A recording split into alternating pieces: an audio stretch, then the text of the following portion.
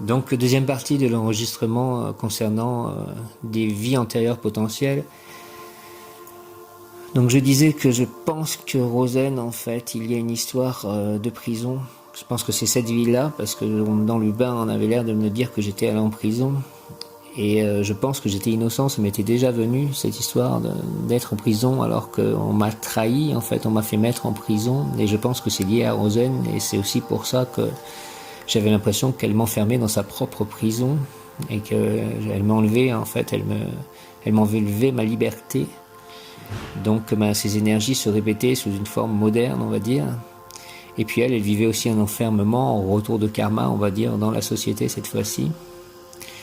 Donc voilà ce que je pense de mes vies antérieures, et je pense aussi que Isabelle Amélie, ma compagne précédente, elle avait des souvenirs, et je pense que c'est possiblement vrai, que nous étions un couple et que nous étions donc pirates, disait-elle, donc peut-être que nous naviguions sur un bateau.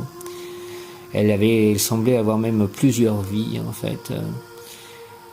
Donc il est possible que aussi donc mes petites amies, mes compagnes Lamia et Florence. Florence c'est aussi en double sens parce que la ville de Florence en fait a cette grande importance, je pense, dans mon histoire, notamment dans mon nom de famille.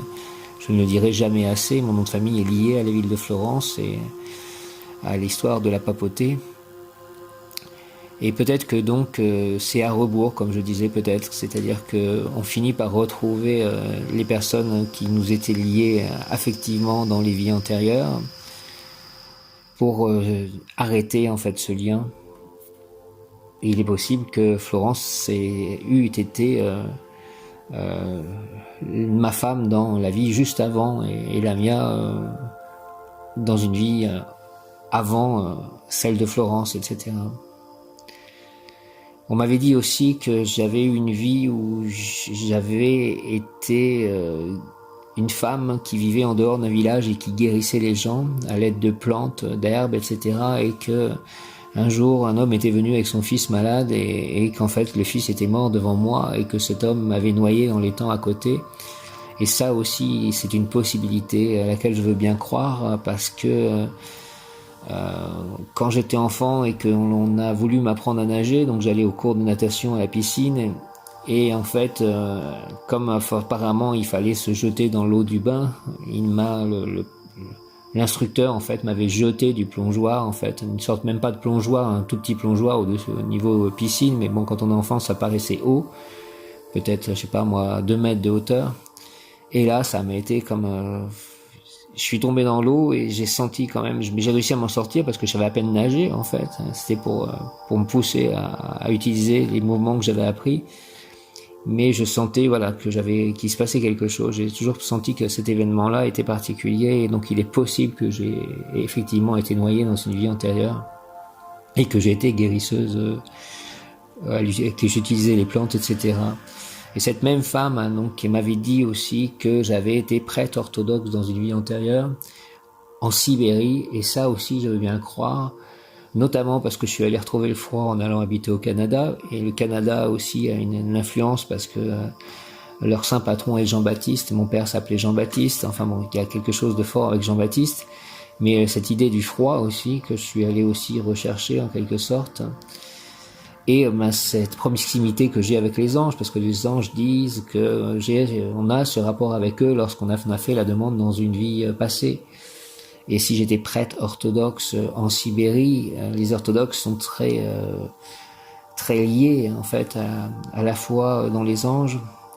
Donc tout cela semble faire sens, et je remercie Sitael de m'avoir redonné de nouveau certaines choses que je pensais possibles dans le bain d'aujourd'hui.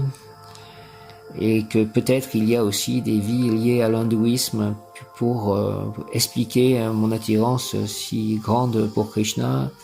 Et il y a peut-être aussi donc des vies liées au bouddhisme. Peut-être que j'ai eu aussi des parcours spirituels dans ces pays-là, en fait, dans cette région du monde qui sont plus axés sur le bouddhisme et l'hindouisme. Et puis il doit y avoir les Celtes aussi dans une vie autre, et j'avais eu le souvenir aussi d'un mariage en fait qui me paraissait au temps du Moyen-Âge, un peu des époques arthuriennes, et Arthur aussi c'est quelque chose qui est très prégnant en fait. Et ça a un peu commencé par ça, ma spiritualité, en quelque sorte, par Arthur.